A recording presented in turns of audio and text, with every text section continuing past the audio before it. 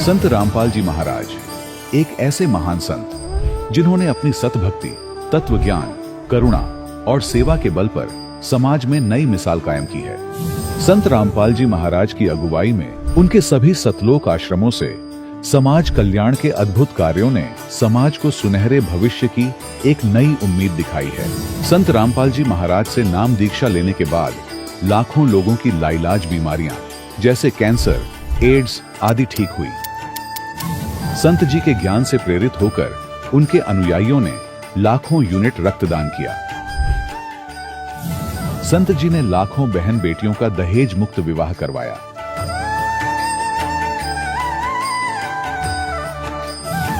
संत जी ने लाखों लोगों का नशा छुड़वाया, करोड़ों उजड़े परिवार बसे। संत जी के आश्रमों में समागम के दौरान निःशुल्क नेत्र चिकित्सा, दंत चिकित्सा प्रदान की जाती है। संत रामपाल जी महाराज द्वारा समय समय पर पर्यावरण संरक्षण के उद्देश्य से बड़े स्तर पर वृक्षारोपण किया जाता है। संत जी ने जरूरतमंदों को तत्काल राहत पहुंचाने के लिए एम्बुलेंस सेवा शुरू की।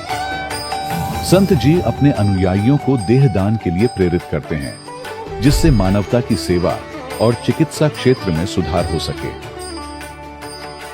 संत रामपाल जी महाराज के सभी आश्रमों में हर रोज निःशुल्क भंडारा आयोजित किया जाता है, जहां हर वर्ग, हर जाति और हर धर्म के लोग एक साथ बैठकर भोजन करते हैं।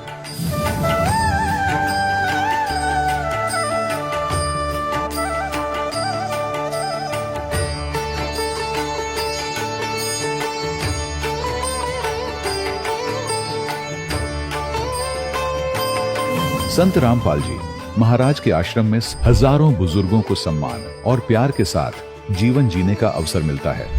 उनके खाने, रहने और स्वास्थ्य की पूरी जिम्मेदारी संत रामपाल जी महाराज उठाते हैं। अनाथ बच्चों के लिए संत रामपाल जी महाराज के सभी आश्रम किसी वरदान से कम नहीं। यहाँ उन्हें शिक्षा, संस्कार और भविष्य के लिए बेहतर अवसर प्रदान किए जाते हैं। चाहे बाढ़ हो, भूकंप या महामारी, संत रामपाल जी महाराज और उनके अनुयायी हमेशा ही जरूरतमंदों के लिए सबसे आगे खड़े रहते हैं।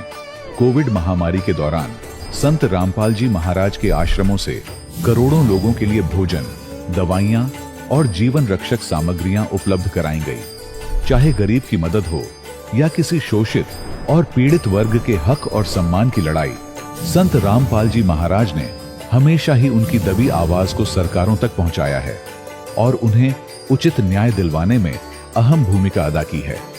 समाज में आध्यात्मिक और सामाजिक मूल्यों के प्रति जागरूकता लाने में संत रामपाल जी महाराज हर कदम पर मानवता के सच्चे सेवक साबित हुए हैं। संत रामपाल जी महाराज का जीवन हमें सिखाता है कि सच्ची सेवा वही है जो निस्वार्थ भाव से की जाए। आइए हम भी इस महान सेवा के कार्य में इस महान संत से जुड़ें और संत रामपाल जी महाराज से नाम दीक्षा लेकर अपने जीवन को धन्य बनाएं।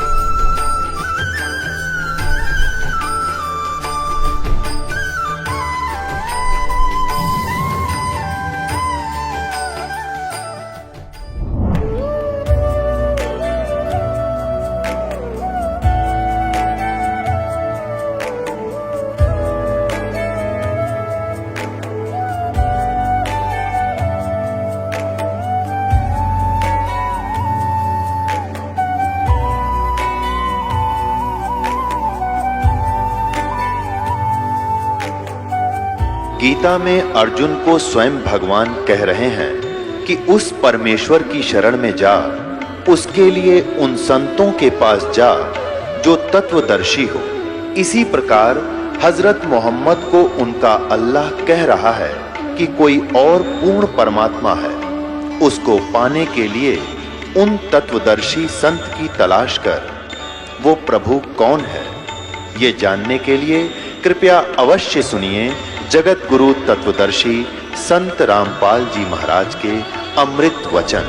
दर्शकों, यदि मनुष्य शास्त्र विधि को त्याग कर मनमाना आचरण करता है तो कितनी भी भक्ति साधना कर ले, उसे लाभ के जगह हानि ही होती है। दारचूला नेपाल के निवासी योगेंद्र चंद जी की कहानी भी कुछ ऐसी ही है। योगेंद्र जी और इनका पूरा परिवार ब्रह्मा विष्णु महेश तथा देवी दुर्गा की भक्ति साधना किया करते थे, लेकिन इसके बावजूद इनको लाभ की जगह हानि हो रही थी। ये मानसिक और शारीरिक रूप से पीड़ित थे। परिस्थिति इतनी बिगड़ गई थी कि इन्होंने आत्महत्या करने की ठान ली थी, लेकिन सौभाग्य से इन्हें संत रामपाल जी महाराज की शरण प्राप्त हुई, जिसके बाद इनका जीवन पूरी तरह से बदल गया। आइए जानते हैं कि योगेंद्र जी ने अपनी पारंपरिक भक्ति साधनाओं को त्याग कर संत रामपाल जी महाराज की शरण क्यों अपनाई। सुनते हैं योगेंद्र जी की कहानी उन्हीं की जुबानी। नमस्कार सर। नमस्कार सर। सर क्या नाम है आपका? योगेंद्र चंद। योगेंद्र जी आप कहाँ से हैं? मैं गांव लाली, जिला दारचूला, महाकाली अंचल, नेपाल का रहने वाला हूं। योगेंद्र जी, संत रामपाल जी महाराज से नाम दीक्षा आपने कब ली? 1/11/2010 को मैंने संत रामपाल जी महाराज जी से नाम उपदेश लिया था। सर, संत रामपाल जी महाराज से नाम दीक्षा लेने से पहले आप क्या कोई भक्ति साधना भी करते थे? जी, मैं हनुमान जी का 22 वर्ष तक मैंने साधना की है, और साथ में ब्रह्मा विष्णु महेश और माँ दुर्गा और भगवती की पूजा करते थे, जहाँ पे हमेशा हर महीने में या साल में हमेशा बलि चढ़ाते थे। और दुर्गा माँ की पूजा साल में भागवत और हिंदू समाज के मुताबिक जो भागवत होते हैं और ये लगाया करते थे। 9 दुर्गा पूजा करते थे, और जिसमें साल में काफ़ी खर्चा आ जाता था और लाभ कुछ भी नहीं मिलता था हमें, और ज़्यादा घर में ज़्यादा परेशानी ही रहती थी। घर में कभी बच्चे बीमार हो जाते थे, कभी माताजी बीमार हो जाती थी, और घर में कलेश भी बहुत ज़्यादा बढ़ते रहे, और भूत प्रेतों का इतना ज़्यादा दबदबा था कि घर में हर समय रोज़ाना कलेश और झगड़ा के सिवा और कुछ भी नहीं होता था। और पिताजी और मम्मी का तो हमेशा ही झगड़ा रहता था, जिस कारण से हमें काफ़ी परेशानी होती थी। और पूरा जीवन में मतलब पूजा इतना करते थे। माताजी भी लगभग बहुत ज़्यादा पूजा करती थी माँ दुर्गा की। जो हमारा मंदिर है भगवती मंदिर गांव में, उसमें हमेशा जोत जलाने के लिए डेली वहाँ पे पूजा अर्चना करते थे। घर में भी मंदिर बना हुआ था जिसमें रोज़ाना पूजा किया करते थे, लेकिन उस पूजा से कोई लाभ भी नहीं हुआ, और रात दिन घर में झगड़ा होना। घर में इतनी परेशानी हो गई थी कि हम लोग कर्ज में भी काफ़ी ज़्यादा डूब गए थे, जिसमें कम से कम 18-20 लाख रुपया कर्जा हो गया था। तो मैं काफ़ी परेशान रहता था कि ये कर्ज भी ज़्यादा बढ़ ही रहा है, और घर में कोई लाभ हो नहीं रहे। और पत्नी भी काफ़ी ज़्यादा बीमार रहती थी, जिसमें उसका एक पाँव हमेशा मतलब दर्द रहता था। सर, जैसे कि आपने बताया कि आपको बहुत ज़्यादा परेशानी थी, तो क्या संत रामपाल जी महाराज से नाम दीक्षा लेने के बाद आपकी परेशानियां ठीक हुई?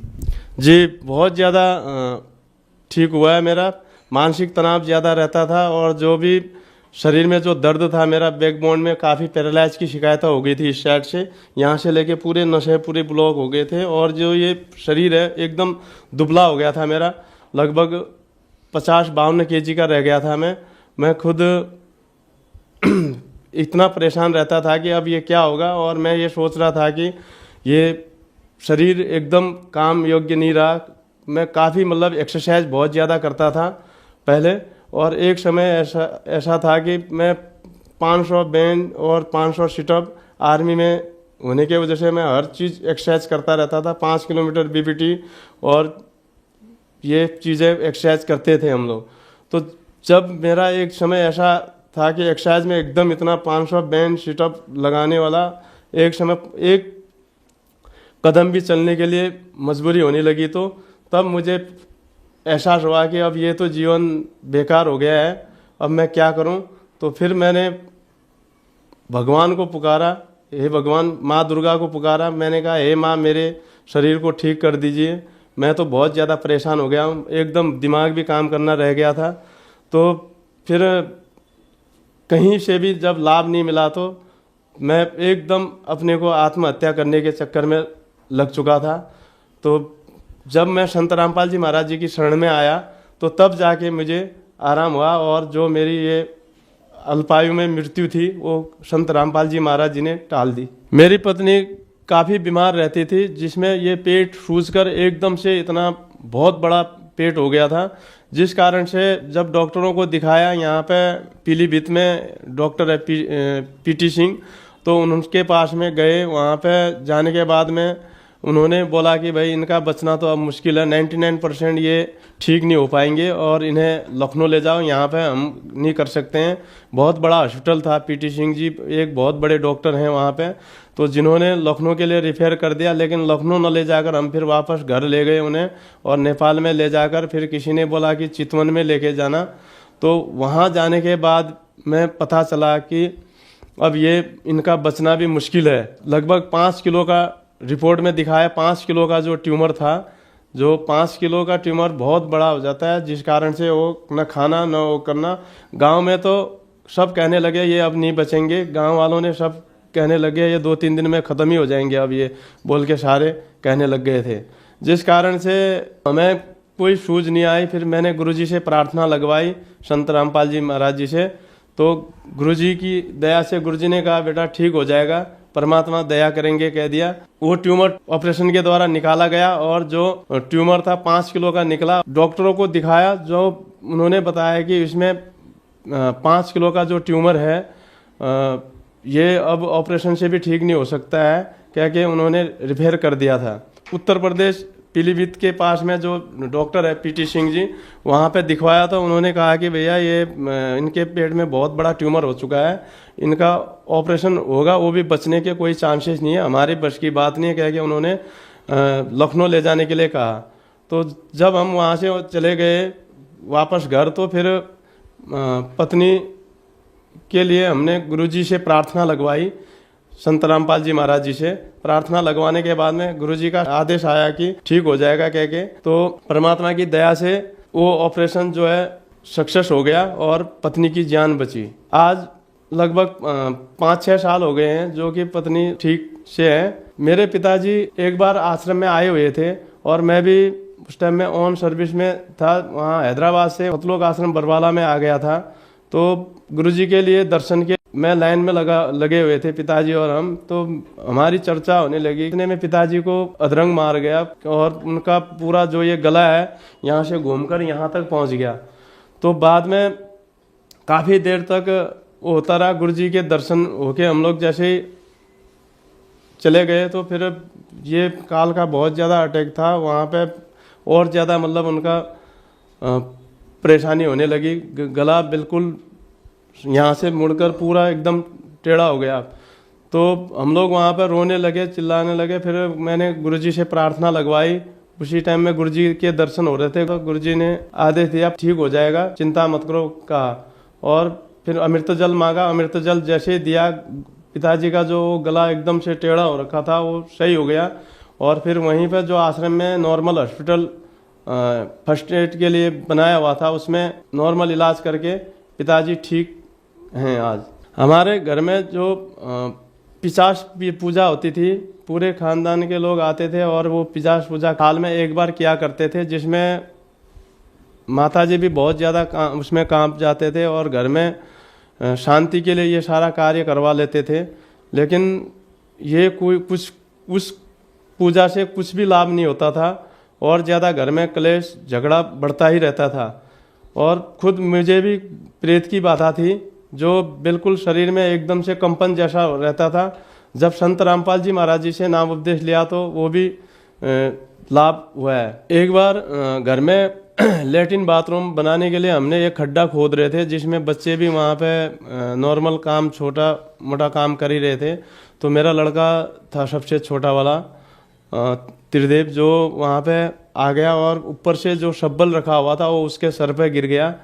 तो वो बेहोश हो गया वहीं पे, और उसको उठाकर हम दोनों, मेरी पत्नी और मैं, रोने लग गए। वहाँ पे वो एकदम बेहोश हालत में था। तो इतने में गांव के कुछ लोग आके कहते हैं कि इसको हॉस्पिटल ले जाओ। मैंने कहा हॉस्पिटल तो मैं नहीं ले जाऊंगा, चाहे जो भी होगा मेरे गुरुजी ही ठीक करेंगे, संत रामपाल जी महाराज जी कह के कहा। तो गुरुजी की दया से उसी टाइम में तुरंत लड़का थोड़ा होश में आ गया। फिर वहाँ पे गुरु जी का मंत्र चलवाया हमने, तो काफ़ी आराम हो गया। 2-3 दिन में लड़का अपने आप ही बिना दवा के ठीक हो गया। शब्बल लगभग 8-10 किलो केजी का होता है, लोहे का, जो लंबा होता है इतना बड़ा। वो एकदम से ऊपर से आया और उसमें ऐसे कांटे टाइप का था साइड में, जो उसके सीधा सर पे लगा और लगभग आधा इंच करीब सर पे घुस गया एकदम से इतना।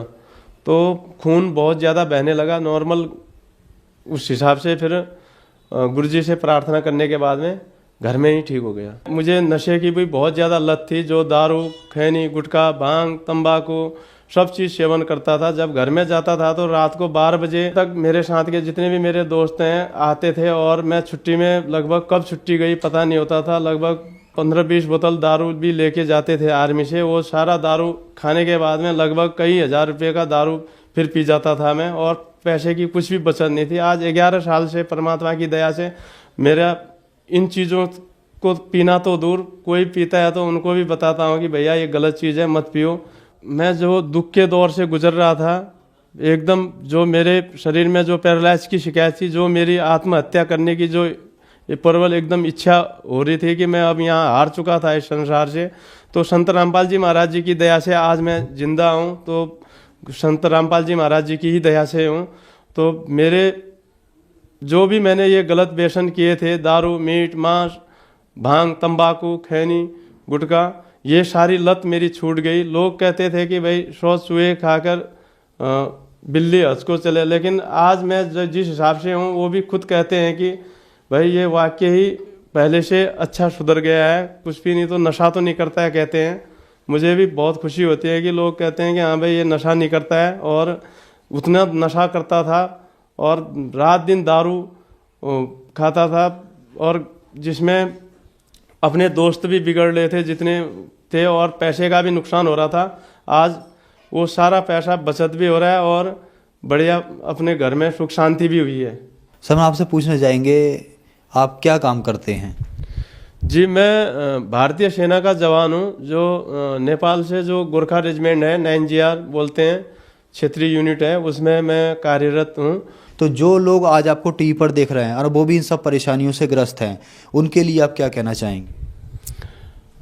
दास संदेश तो क्या दे सकता है, मैं ये प्रार्थना कर सकता हूँ कि जिस प्रकार से मेरे घर पे जो ये दुख का पहाड़ टूटा हुआ था और मेरे ऊपर में जो ये समस्याएं आई हुई थी, मैं खुद ही अगर आत्महत्या करने के कगार में पहुंच चुका था। आज अगर जब मैं सब चीज़ से सुसंपन्न होकर, जबकि दोनों, मेरी पत्नी भी जो टीचर थी और मैं भी खुद आर्मी में था, दोनों जने होकर पैसे की भी कोई कमी नहीं थी। परमात्मा गुरुजी की दया से आज जब मैं ठीक हुआ, तो मैं भक्त समाज से यही प्रार्थना करना चाहता हूँ कि जिस प्रकार से मेरे दुखों को संत रामपाल जी महाराज जी ने ठीक किया है, आप लोग भी जो ये पुस्तक है ज्ञान गंगा, और जो ये चैनल पर सत्संग आता है उसके नीचे जो पीली पट्टी में जो नंबर दिए हुए हैं, उससे पुस्तक मंगा सकते हैं और अपना कल्याण करवा सकते हैं। धन्यवाद सर। सत जी। दर्शकों, अभी आपने सुने संत रामपाल जी महाराज से दीक्षा प्राप्त करके सुखी हुए भक्त के अनुभव। अब देखिए जगत गुरु तत्वदर्शी संत रामपाल जी महाराज के मंगल प्रवचन। पुण्यात्माओं, ये जितने भी वर्तमान में श्रद्धालु परमात्मा के पाने की कोशिश कर रहे हैं और जो गुरुपद प्राप्त करके उनको उपदेश दीक्षा दे रहे हैं, ये सभी पूर्व जन्म की पुण्यात्माएं हैं। अब जैसे सुखदेव ऋषि थे, वो पिछले जन्म की भक्ति युक्त थे। मां के गर्भ से बाहर आते ही उसके अंदर सिद्धियां थी, आकाश में उड़ जाने की।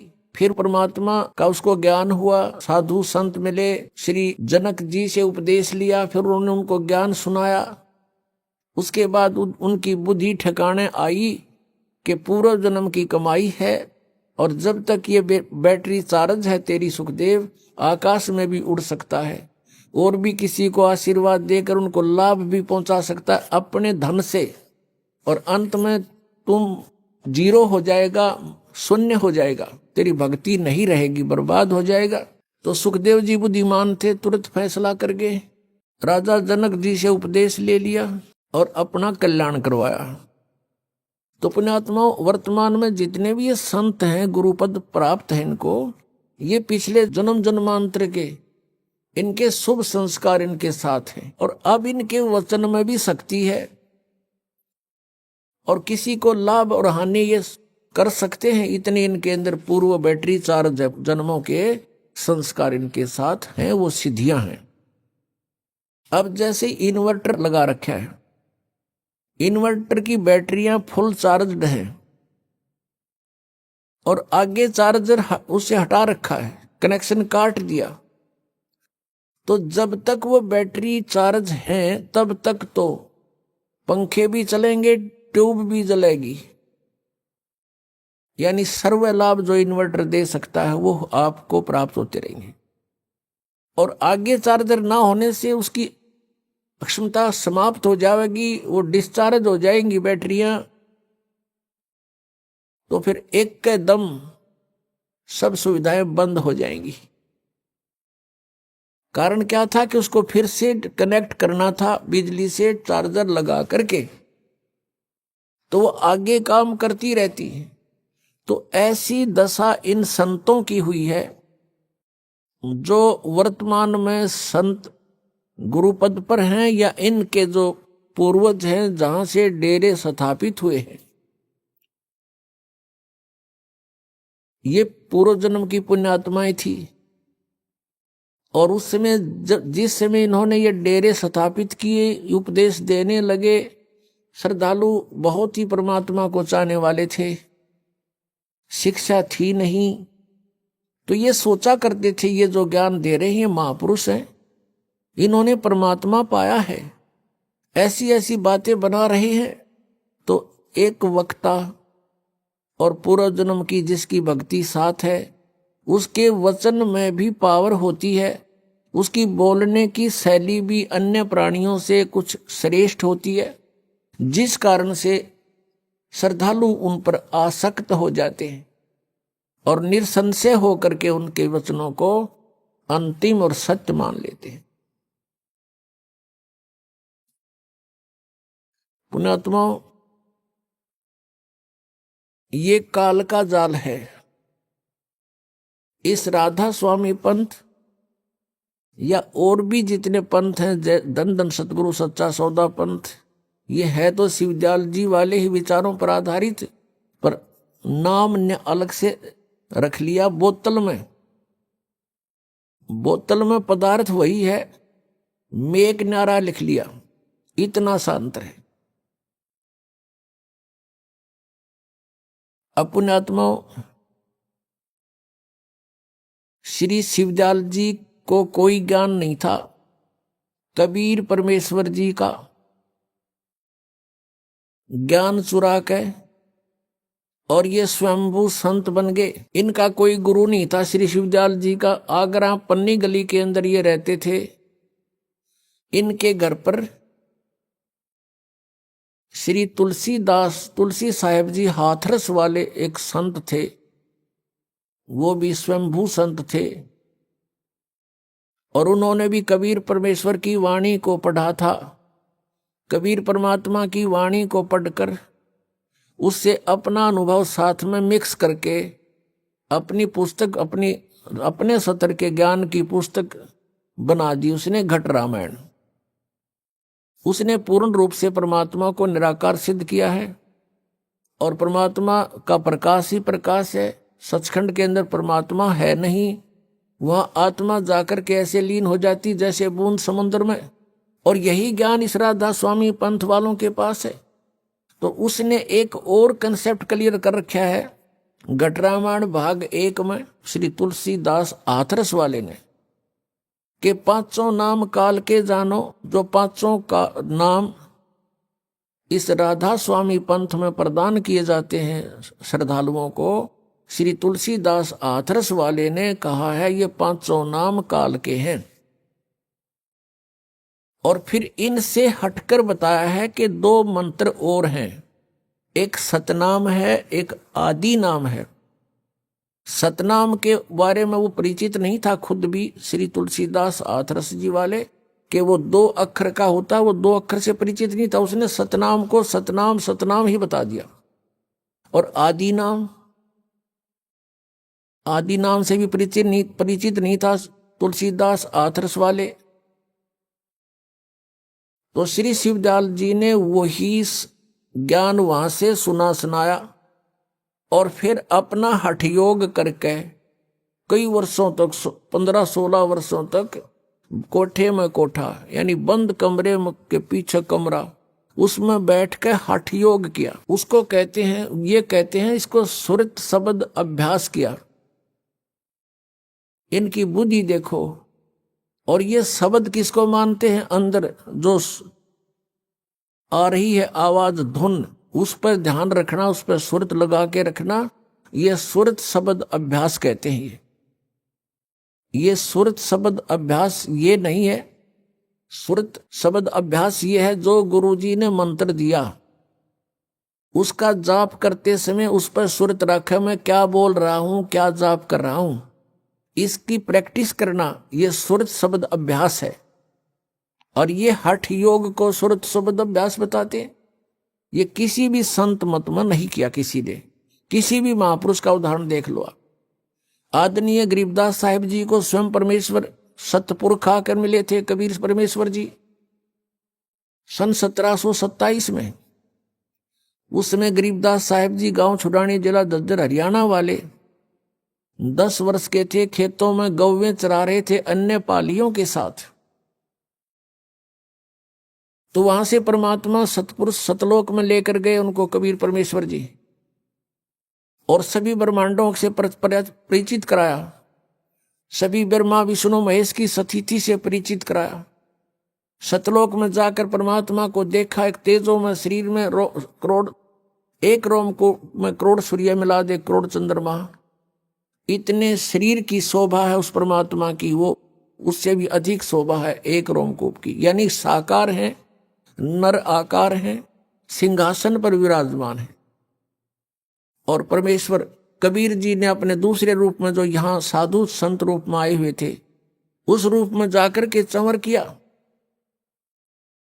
तो गरीबदास साहिब जी ने सोचा, उनकी आत्मा ने सोचा कि परमात्मा तो तख्त पर बैठे ये हैं, और यहाँ का ये महात्मा कबीर कोई इनका चेला चपटा होगा, नौकर होगा। उसी समय क्या हुआ, जो सिंहासन पर विराजमान थे परमात्मा तेजों में शरीर युक्त, वो खड़े हुए। और कबीर परमेश्वर जी जो नीचे जिंदा महात्मा के रूप में नीचे से गरीबदास जी को लेकर गए थे, उस रूप में वो उस सिंहासन पर विराजमान हो गए। और वो तेजों में शरीर युक्त परमात्मा उस जिंदा महात्मा वाले स्वरूप के ऊपर खुद एज ए सेवक सर्वेंट संवर करने लगे हैं। तब गरीबदास जी असमंजस में पड़ गए, भगवान कौन? ये महात्मा, ये तो बाबा जी दिखाई देता है, और परमात्मा ये है, इसका इतना सुंदर शरीर, इतना तेज इनके शरीर में, अब इनमें से प्रभु कौन से हैं? इतने में क्या हुआ, तेजों में शरीर जो था वो कबीर जी के उस नीचे से गए हुए जिंदा महात्मा वाली बॉडी में समा गया। अकेले परमेश्वर नीचे से गए थे जिंदा महात्मा के रूप में कबीर जी, वो अनंत कोट ब्रह्मांड के कुल मालिक के सिंहासन पर विराजमान हो गए। तब परमेश्वर ने कबीर जी ने उसको बताया, आदरणीय गरीबदास साहिब जी को, कि बेटा मैं काशी शहर में 120 वर्ष जुल्हाए धानक की लीला करके आया हूं, और वहां मैंने वाणी लिखवाई है, लेकिन जनता ने उन अज्ञानी ऋषि महर्षियों मंडलेश्वरों के अज्ञानता के कारण मेरे उस ज्ञान को स्वीकार नहीं किया। और बीच में लंबा समय हो गया है, अब 200-250 वर्ष हो गए हैं, इन काल के दूतों ने उस कबीर पंथ की कबीर वाणी में भी कुछ एक्स मिक्स कर दिया है, उसमें भी कुछ प्रक्षेप कर दिया है। अब दोबारा से तू मेरा ज्ञान बोल दे, मैंने तेरा ज्ञान योग खोल दिया, दिव्य दृष्टि दे दी है। तब गरीबदास जी वापस आए, उनको नीचे मृत जान लिया था, और नगर वालों ने, गांव वालों ने, परिवार वालों ने मिलकर उनको अंतिम संस्कार के लिए चिता पर रख दिया था। उसी समय परमेश्वर कबीर जी ने वो आत्मा वापस उस बॉडी में भेज दिया और एकदम गरीबदास जी खड़े हो गए। उसके बाद उन्होंने जो जनसाधारण लैंग्वेज बोलते थे वह छोड़ दी, जो साधारण लैंग्वेज वहां के अपने क्षेत्र की, और परमेश्वर के द्वारा फीड किया हुआ ज्ञान बोलना शुरू कर दिया चौपाई और दोहों के माध्यम से। हम सुल्तानी नानक तारे दादू को उपदेश दिया, जात जुलाहा भेद न पाया ये काशी माहे कबीर हुआ। अब उन्होंने आकर बताया कि जो बनारस में काशी में जो कबीर साहब थे, जो जुलाहे रूप में, ये पूर्ण परमात्मा है, परम अक्षर ब्रह्म है, सतलोक में शरीर है, मनुष्य सदृश इनका शरीर है और मैं आंखों देख कर आया हूं। और फिर गवाही दी है कि हम सुल्तानी नानक तारे दादू को उपदेश दिया, मेरा भी उद्धार किया, गरीबदास साहिब जी कह रहे। और अब्राहिम सुल्तान अधम बलक बुखारे के बादशाह का उद्धार किया, श्री नानक जी का उद्धार किया, दादू जी का उद्धार उन्होंने किया। वो उनको आकर मिले ऐसे जैसे मुझे मिले थे और उनको भी सचखंड दिखाया था, सतलोक दिखाया था, वापस छोड़ा था। और फिर मुझे सतनाम दिया, उस सतनाम के जाप से मोक्ष होगा। और एक सार नाम है, उसको आदि नाम भी कहते। तो कहने का तात्पर्य यह है कि जो ये राधा स्वामी पंथ के श्री शिवदयाल जी थे, इन्होंने श्री तुलसीदास आथरस वाले के द्वारा जो भी ऊट पटांग ज्ञान दिया था, उससे भी हटकर और निमन सतर का आप तैयार करके स्वयंभू संत बनकर और ये 5 नाम दान करने शुरू कर दिए। निरंकार, ओंकार, ज्योति निरंजन, सोहम और सत्यनाम। परमात्मा कबीर जी कहते हैं, सोहम शब्द हम जग में लाए और सार शब्द हमने गुप्त छिपाए। परमेश्वर कबीर जी के प्राकट्य से पहले किसी भी सदग्रंथ में आपको सोहम शब्द नहीं मिलेगा। और इन्होंने ये एक शब्द है, करने नो दीदार महल में प्यारा है। राधा स्वामी पंथ वालों ने उसी शब्द के आधार से अपना पंथ खड़ा किया और उसमें जो वास्तविक मंत्र भी उस शब्द के अंदर है। और ये 5 शब्द काल के हैं और काल ने अपने मुख से बोले थे, उच्चारण के, ये जाप नहीं करने थे, ये सोहम नहीं है उसके अंदर।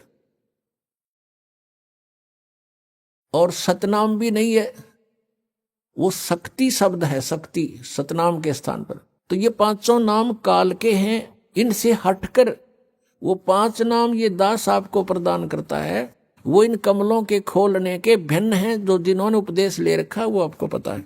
अब पुण्यात्माओं, दास का उद्देश्य ये है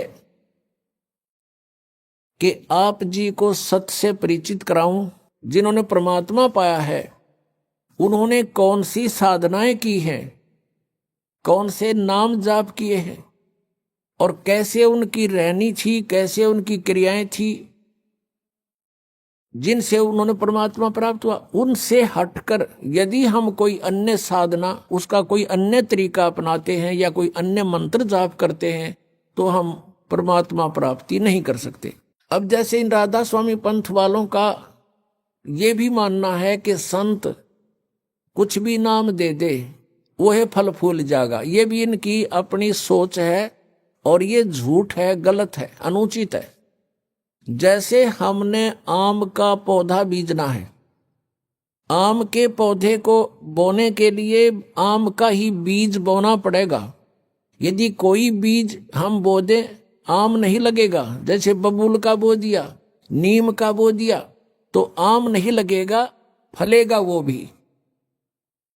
तो आम के लिए हमने आम का ही बीज बीजना पड़ेगा। सतलोक जाने के लिए हमने वही मंत्र जाप करने पड़ेंगे जो उन महापुरुषों ने किए, किन्होंने, जिनको परमात्मा स्वयं आकर मिले, सतलोक से चलकर आए।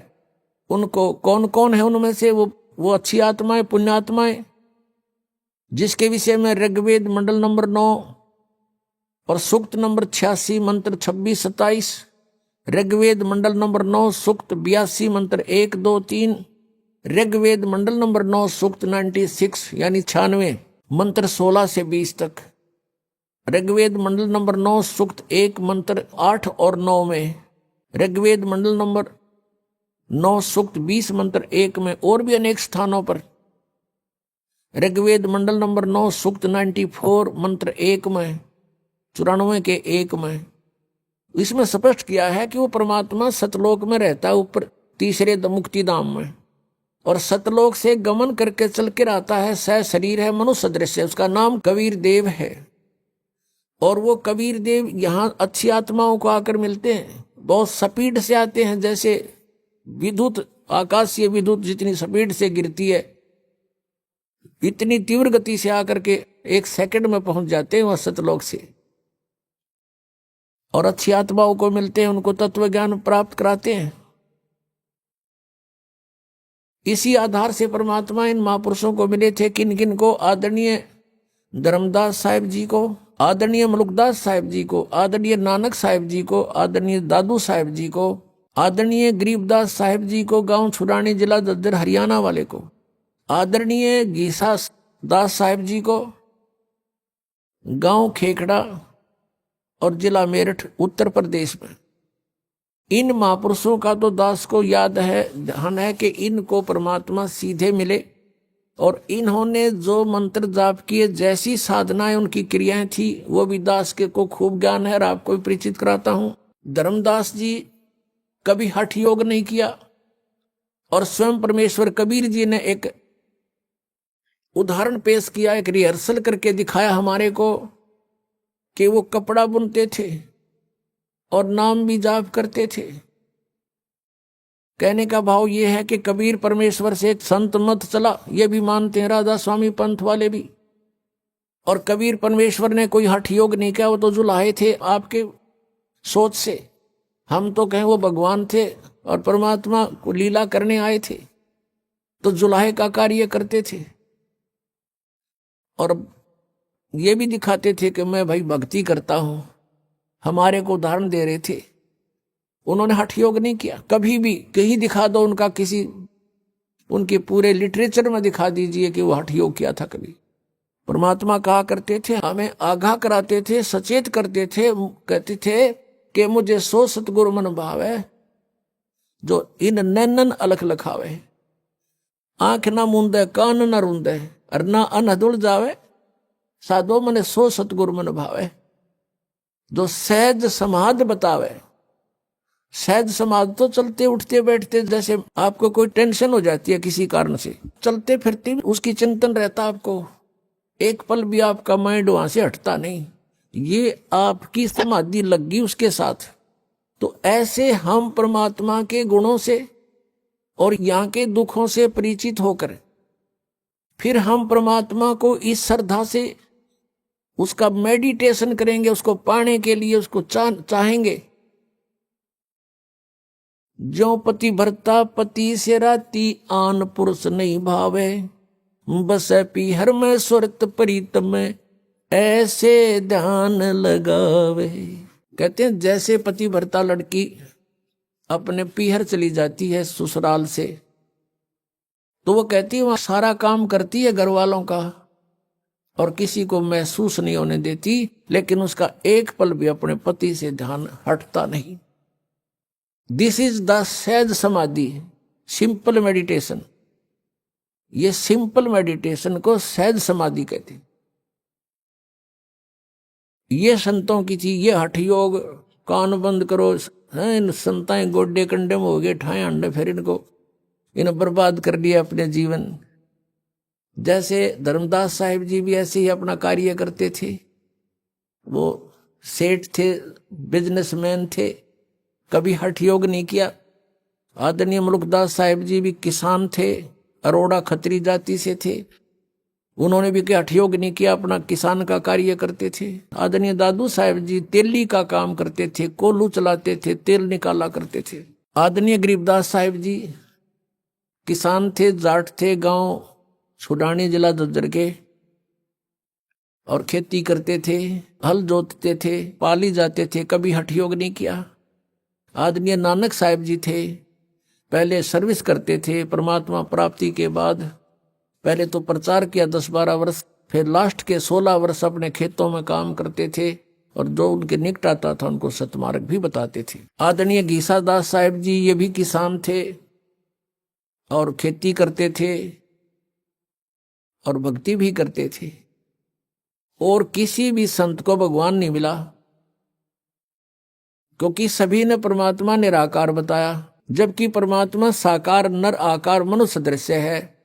वो सह शरीर, उसका नाम कबीर है। तो जिन्होंने परमात्मा पाया उन्होंने अपनी अमृतवाणी में प्रमाण दिए, एफिडेविट दिए। तो उन्होंने किस मंत्र से परमात्मा पाया? आदरणीय गरीबदास साहिब जी ने सबका निष्कर्ष निकाल के परमात्मा की महिमा को दोबारा रीराइट करवाया। जैसे स्वयं परमेश्वर ने आके 600 वर्ष पहले लगभग वो कबीर वाणी बोली थी, उसमें इन कबीर पंथ में घुसकर कुछ काल के दूतों ने उसमें काफी अपने हिसाब से कुछ परिवर्तन करने की चेष्टा की, जिस कारण से परमेश्वर ने आदरणीय गरीबदास साहिब जी को फिर से कहा, उसमें फीड कर दिया अपना ज्ञान, और गरीबदास जी ने वो ज्ञान फिर हमें दोबारा बोलकर सुनाया।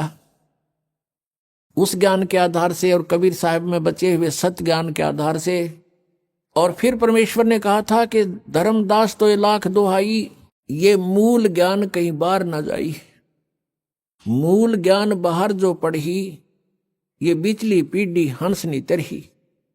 इस मूल ज्ञान को तब तक छुपाई जब तक ये 12 पंथ मिट जाई। कबीर परमेश्वर जी ने कबीर सागर में कहा है कि 12 पंथ चलेंगे, काल चलाएगा, लेकिन उसमें पहले हंस अच्छे होंगे, उसके बाद उसके अनुयायी उसमें तोड़ मरोड़ करके तोड़ मोड़ के उस ज्ञान प्रचार किया करेंगे, तो वो काल के पंथ होंगे। लेकिन 12वां पंथ जो होगा वो गरीबदास जी वाला है। और विक्रमी संवत 1774 सन 1717 में आदरणीय गरीबदास साहिब जी का गांव छुडानी, जिला झज्जर, हरियाणा में जन्म हुआ। तो उसमें परमात्मा ने कहा कि संवत 1775 हुई, गलती से 75 लिखा लेकिन 74 है वो। संवत 1774 हुई, ता दिन प्रेम प्रगटे जग सोई। प्रगट हुए बम्बाणी, उनके मुख से दोबारा मेरे महिमा की वाणी प्रगट होएगी। लेकिन ये 12 पंथ हमी को जावे, अस्थिर घर का मरम नहीं पावे। ये हमारे वाणी के आधार से उस कबीर साहब करेंगे और उसको परमात्मा नहीं मिल पाएंगे, क्योंकि उनके पास मूल ज्ञान, मूल नाम नहीं होगा। प्रत्येक महात्मा को, प्रत्येक संत को परमेश्वर कबीर जी जिनको मिले थे उनसे कह दिया था कि अभी इसको डिस्क्लोज ना करना, इस मूल ज्ञान को और वास्तविक वे ऑफ वर्शिप को, पूजा की जो वास्तविक विधि है जो मैंने तुम्हें दे दी है, कबीर जी कहा करते कि इसको अभी डिस्क्लोज ना करना, किसी को बताना नहीं। नहीं तो इन काल के चलाए हुए पंथों में भी ये यथार्थ नाम होंगे और ज्ञान ये हमारी वाणी से घसट पिसट कर इकट्ठा कर ही लेंगे। जैसे कबीर साहब ने कहा है कि बर्म में पंथ हम ही चल आवें और सभी पंथ मिटा के एक पंथ चलावें। तो परमेश्वर ने कहा कि जो बिचली पीढ़ी आवेगी उसके अंदर ये काल के दूत बहुत पनपेंगे। 12 पंथ तो ये लगातार हैं, और काल ने कहा था और अनेक पंथ चलाऊं, यावद जीवों को भरमाऊं। तो उन 12 से अलग ये राधा स्वामी पंथ, धनधर सतगुरु पंथ, बाल योगेश्वर पंथ, और ये सतपाल दास पंथ, और ये ठाकुर पंथ, जय गुरुदेव पंथ, ये सब राधा स्वामी से ही निकले हुए हैं। लेकिन ये जो सतपाल जी वाला पंथ और बाल योगेश्वर जी वाला पंथ ये हंसा देश वालों का है। ये भी ऊट पटांग, वो ही क्रिया, कान बंद आंख बंद, जीव न तालू के लाओ, ये डले डुआन लग रहे। और नाम क्या देते हैं? हंस, हंस नाम देते हैं। हंस तो जीव का नाम है, और कहते हैं हंस को उल्टा कर लो सो हम हो गया। हंस का उल्टा करे तो कोई बात हुई? इब गाड़ी ने उल्टी कर ले उल्टी घेर ले उस सड़क के ऊपर और फिर कह दे वो के गाड़ी हो गया। ये कोई बात हो इनकी? जिसी टूटी फूटी ले रहे थे वह भी उल्ट कर ली। तो कहने का भाव इनने अपनी मनमुखी मंत्र लोक वेद जनता में ठोक दिया और सबकी दुर्गति हो रही है। उन संतों की भी दुर्गति हो रही है जो इस पंथ के प्रवर्तक थे। अब कारण क्या था कि उनके पास तत्व ज्ञान नहीं था। तो कौन से मंत्र का जाप किया उन महापुरुषों ने जिनको मोक्ष प्राप्त हुआ? सतनाम का। और सतनाम है 2 अक्षर का, जिसमें एक ओम मंत्र है, एक तत् है, वो सांकेतिक है। श्रीमद् भगवद गीता अध्याय नंबर 17 के और श्लोक नंबर 23 में स्पष्ट किया कि ओम तत्सत इति निर्देश है ब्रह्मण त्रिविध समर्थ है। ओम और तत् जो सांकेतिक शब्द है, तत् ये दास बता सकता है इस पृथ्वी पर और किसी के पास नहीं है। यदि इस दास से चुरा कर नाम लेकर के और फिर आप पे स्वयंभू गुरु बनकर को दान कर रहा है तो महा दुश्मन है समाज का। पहले वालों ने नाश कर दिया, वो और कर देगा, उससे भी हमने बचना है। अभी आपने सुने संत रामपाल जी महाराज के मंगल प्रवचन। आइए अब सुनते हैं संत रामपाल जी महाराज से नाम दीक्षा लेकर सतभक्ति करके अद्भुत लाभ प्राप्त करने वाले अनुयायी के विचार। दर्शकों, वेदों में प्रमाण मिलता है कि यदि साधक पूर्ण परमात्मा की भक्ति करें तो पूर्ण परमात्मा उसका असाध्य रोग भी समाप्त कर देता है और उसे 100 वर्ष की आयु भी प्रदान कर देता है। दर्शकों, उत्तर प्रदेश के रहने वाले ब्रजेश चौहान जी की कहानी भी कुछ ऐसी ही है। जिस HIV एड्स की बीमारी को साइंस ठीक करने में असमर्थ है, ब्रजेश जी की वह बीमारी संत रामपाल जी महाराज से नाम दीक्षा लेने मात्र से ठीक हो गई। दर्शकों, क्या ऐसा संभव है? क्या वास्तव में संत रामपाल जी महाराज द्वारा बताई गई भक्ति मार्ग में इतनी शक्ति है? आइए जानते हैं आखिर सच क्या है। सुनते हैं ब्रजेश चौहान जी की कहानी उन्हीं की जुबानी। सर नमस्कार। नमस्कार सर। सर क्या नाम है आपका? सर मेरा नाम ब्रजेश चौहान है। सर कहाँ से हैं आप? जी मैं उत्तर प्रदेश देवरिया डिस्ट्रिक्ट से आया हूँ। संत रामपाल जी महाराज से कब जुड़े? जी मैं 24/6/2010 को जुड़ा मैं। सर संत रामपाल जी महाराज से नाम दीक्षा लेने से पहले आप क्या भक्ति साधना करते थे? सर मैं संत रामपाल जी महाराज से नाम दीक्षा लेने से पहले मैं सभी देवी देवताओं की भक्ति करता था। सर आपने बताया कि आप देवी देवताओं की भक्ति कर रहे थे, तो संत रामपाल जी महाराज से नाम दीक्षा क्यों ली आपने? सर ऐसा है कि मैं 2009 में पासपोर्ट बनवाया था, तो उसमें मेरे को जाना था सऊदी। उसमें जो है कि मेडिकल रिपोर्ट मेरा HIV का आया। फिर सभी देवी देवताओं की भक्ति करते करते अगर इतना खतरनाक बीमारी हो सकती है तो उन देवी देवताओं की भक्ति करके भी कुछ फायदा नहीं है। इसलिए मैं संत रामपाल जी महाराज जी की शरण में आया और उनसे नाम उपदेश लिया। सर क्या बीमारी हो गई थी आपको? सर जी सऊदी अरब जाने के लिए जब मैंने अपना पासपोर्ट अप्लाई किया वहाँ ट्रेडवेल करके एक ऑफिस है बॉम्बे में, तो वहाँ से जब इंटरव्यू वगैरह सब मेरा पास हुआ था, जब मेडिकल रिपोर्ट आया तो ऑफिस में मैं गया तो वहाँ एक सकीना करके मैडम है, तो उसको मैं पूछा तो बोले चौहान साहब आपका तो बहुत पॉजिटिव रिपोर्ट आ गया है कि आपको तो एड्स है। मैं वहाँ एकदम तक रह गया। मैं बोला मैडम क्या बोल रही है, ऐसा आप मजाक कर रही है क्या मेरे से? तो बोले नहीं हकीकत है कि आपको एड्स हो गया है और आपको भेज नहीं सकते। जबकि वो कंपनी इतने तक तैयार थी कि मैं बोला भाई मेरे पास पेमेंट नहीं है, मैं पेमेंट नहीं कर सकता वहाँ जाने के लिए। तो बोले कोई बात नहीं आप चलो वहाँ, आपके पेमेंट से पेड कर लेंगे। लेकिन जब ये रिपोर्ट आया HIV का तो मैं तो एकदम थक बक रह गया। मेरा आगे पीछे कुछ दिखता ही नहीं था, मैं क्या करूँ क्या नहीं करूँ, मैं तो पूरा ये हो गया था।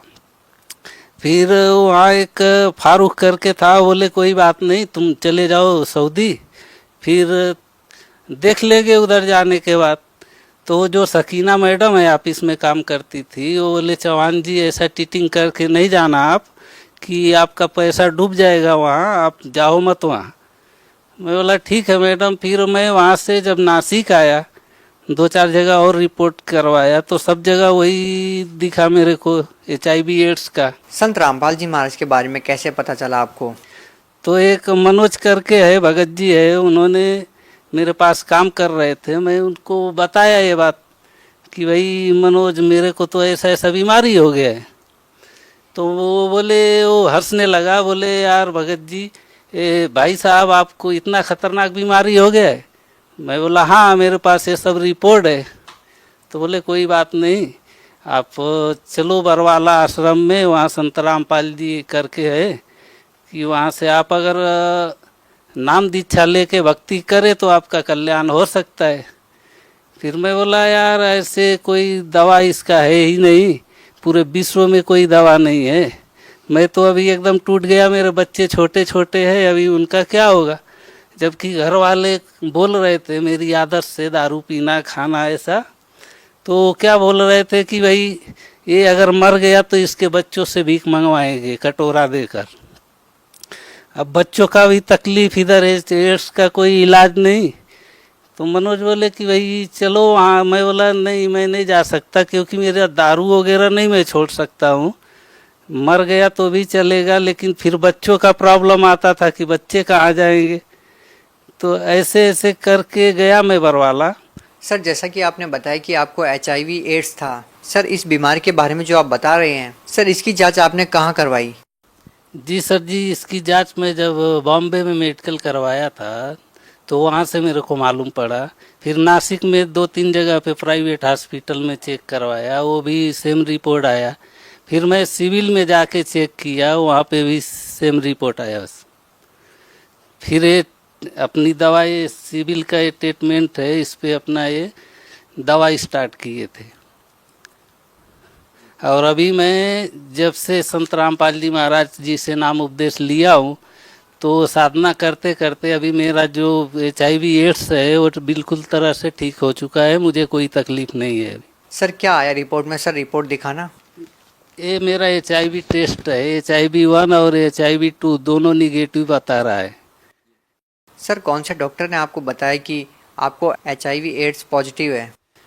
ये सभी जगह पे, जो बॉम्बे में भी, और ये जो सिविल का ये बुक है यहाँ भी उन्होंने।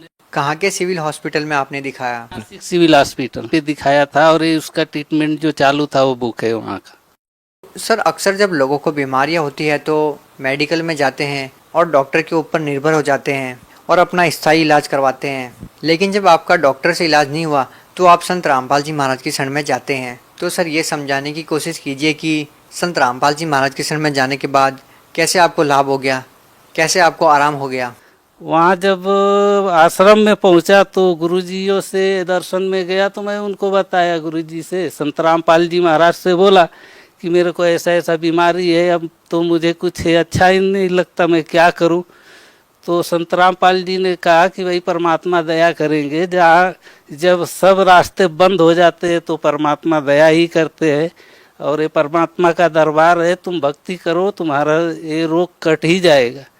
तो संत रामपाल जी महाराज जी ने ये बात जब बताई थी तो मेरे को थोड़ा तसल्ली हुआ। फिर भी ऐसा मैं सुना था कि एड्स का कोई इलाज नहीं है। तो 1-2 बार भी मैं जाते आते रहा। अभी का जो रिपोर्ट निकाला है उसमें पूरा क्लियर है और मैं आज सुखी हूँ। सर देखिए, आज का जो वर्तमान ज़माना है वो इन बातों पर इतनी आसानी से विश्वास नहीं कर पाएगा। आपकी बातों पर लोग कैसे विश्वास करें? आपने रिपोर्ट दिखाई, आपने डॉक्टरों के नाम बताए, मेडिकल के नाम बताए, बावजूद लोग इसके ऊपर विश्वास नहीं कर पाएंगे कि एक संत से नाम दीक्षा लेने के बाद HIV एड्स जैसी भयानक बीमारी ठीक हो सकती है। कैसे आप लोगों को विश्वास दिलाएंगे? जी सर जी, विश्वास ऐसे होगा कि जब आखिरी पोजीशन पे आता है तो डॉक्टर भी बोलते हैं कि अब तो भगवान का ही भरोसा है कि भगवान की शरण में जाओ और भक्ति करो, शायद भगवान आपको कुछ कर सकता है तो करेगा। क्योंकि डॉक्टर भी जब जवाब देते हैं तो भगवान की तरफ ही भेजते हैं। सर क्या आपको लगता है कि कहीं ना कहीं किसी और संत से भी आप नाम दीक्षा लेते तो वहाँ पर भी आपकी बीमारी ठीक हो सकती थी? नहीं, क्योंकि उनके पास कोई प्रमाण ही नहीं है और वो जो साधना बताते हैं वो गलत है। और ये जो हमारे गुरुजी संत रामपाल जी महाराज बताते हैं वो हर एक शब्द का वो प्रूव करके बताते हैं। इसलिए संत रामपाल जी महाराज जो साधना बताते हैं वो 101% सत्य साधना बताते हैं, बाकी किसी के पास कोई प्रूफ नहीं है, इसलिए उनके पास जाने से भी कोई लाभ नहीं होता है। सर, जब भी हम संत रामपाल जी महाराज के अनुयायियों से बात करते हैं, उनके इंटरव्यूज़ लेते हैं, हर किसी शिष्य के साथ कोई ना कोई लाभ जरूर होते हैं, जिसको सुनकर के हर कोई हैरान हो जाता है। जैसा कि आपने बताया कि आपको HIV एड्स पॉजिटिव थी, और जब आपने संत रामपाल जी महाराज से नाम दीक्षा ली, आपको जो HIV एड्स थी वो नेगेटिव रिपोर्ट आई और आज आप बिल्कुल ठीक हैं। तो सर, आपसे ये भी जानना चाहेंगे कि संत रामपाल जी महाराज से नाम दीक्षा लेने के बाद आपको और क्या क्या अनुभव हुए हैं? जी सर जी, मेरे को अनुभव तो बहुत कुछ हुआ। जब संत रामपाल जी थे आश्रम में, उनका सत्संग चालू था, मैं गया हुआ था आश्रम में, तो अचानक मेरे पेट में इतना दर्द हुआ कि मेरे सहन नहीं होता था। फिर वहाँ 10 बार उठता और बाथरूम जाता, आता बैठता, मेरे को बिल्कुल अच्छा नहीं लगता था, इतना दर्द होता था। वहाँ जब मैंने प्रार्थना की, संत रामपाल जी महाराज जी सत्संग कर रहे थे, वहाँ जब मैं प्रार्थना लगाया मन ही मन, मैं बोला परमात्मा अगर आपकी शरण में आके भी इतना दुख ही रहे तो फिर कोई फ़ायदा नहीं है। फिर इतना शब्द बोला और मैं गया बाथरूम, तो इतना बड़ा खड़ा, जिसको मुत खड़ा बोलते, अपने आप कट करके गिरा उधर, और मैं उठाया, हाथ में देखा, फिर रख दिया वहीं पे। वो लाभ हुआ मेरे को। बाकी जो अपने काम धंधे है उसमें भी बहुत प्रॉफिट होती है। और मैं इतना नास्तिक था कि मेरा दारू शराब यानी किसी प्रकार का ऐसा कोई नशा नहीं है कि जो मैं ना कर रहा हूँ, और हर काम करता था। मैं इतना नास्तिक व्यक्ति था, घर से लेके और बाहर तक किसी को भी पूछेंगे, जो अपने रिलेटिव है वो बोलते थे ये नहीं सुधरेगा। लेकिन संत रामपाल जी महाराज जी के शरण में जाने से ही मैं जब से नाम उपदेश लिया है, मुझे किसी भी चीज़ की आदी नहीं हूँ। सर, आज आप कौन कौन सा नशा करते हैं? किस किस चीज़ के आदी हैं आप? अभी तो मुझे कोई नशा नहीं है। अभी तो सिर्फ एक ही नशा है कि संत रामपाल जी का बताया हुआ जो साधना है वही नशा है, बाकी कुछ नशा नहीं है आज के तारीख। सर देखिए, जैसा कि आपने बताया कि आपको HIV एड्स था और आपका वो ठीक हो गया, तो हमें भी विश्वास करना थोड़ा मुश्किल हो रहा है जब आपकी रिपोर्ट्स देखते हैं और जब पाते हैं कि वास्तव में ही आपको राहत मिली है और HIV जो पॉजिटिव था वो नेगेटिव रिपोर्ट आई है, तो हम भी हैरान हैं इस बात को लेकर के। तो सर, उन लोगों को क्या संदेश देना चाहेंगे जो आज के दिन लाखों रुपए मेडिकल में खर्च कर रहे हैं डॉक्टरों के पास? आप उन लोगों को क्या कहना चाहेंगे? सर, उनको मैं यही कहना चाहूँगा, ये तो आदेश तो परमात्मा ही देंगे, हम तो एक रिक्वेस्ट ही करेंगे कि भाई जैसे मैं दुखी था और संत रामपाल जी महाराज जी के शरण में आने से मेरा सब अच्छा हो गया, आप भी आओ और भक्ति मार्ग में जुड़ो संत रामपाल जी से और नाम उपदेश लो, अपना कल्याण करवाओ। सर, जो आदमी कंफर्म करना चाहें कि आपको बीमारी थी या नहीं थी, लोगों को ये संशय ना रहे कि जो आपको HIV जैसी भयानक बीमारी थी वो ठीक हो गई, क्योंकि अक्सर हम देखते हैं कि इस प्रकार की जो बीमारियां होती है इसका सही से प्रॉपर इलाज नहीं है। बहुत सारे लोग जान गंवा देते हैं इस बीमारी के कारण। कोई भी कभी भी ये कंफर्म कर सकता है, मैं उसको डॉक्टर से भी मिलवा सकता हूँ, हर बातें उनसे कंफर्म करवा सकता हूँ।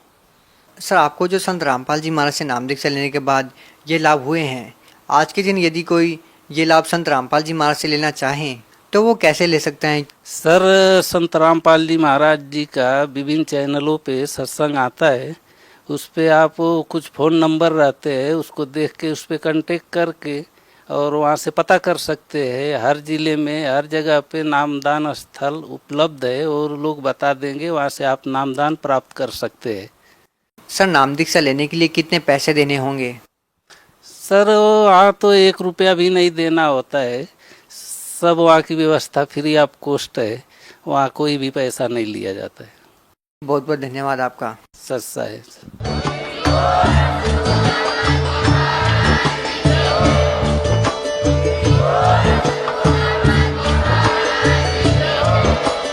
आप सुन रहे थे जगत गुरु तत्वदर्शी संत रामपाल जी महाराज जी के मंगल प्रवचन। अधिक जानकारी के लिए विजिट कीजिए हमारी वेबसाइट www.jagatgururampalji.org। संत रामपाल जी महाराज जी के शुभ आशीर्वाद से पूरे विश्व भर में 500 से भी ज्यादा नाम दीक्षा केंद्र हैं, जिन पर संत रामपाल जी महाराज जी द्वारा ऑनलाइन निशुल्क नाम दीक्षा दी जा रही है। अपने नजदीकी नाम दीक्षा केंद्र का पता करने के लिए संपर्क करें 8222880541।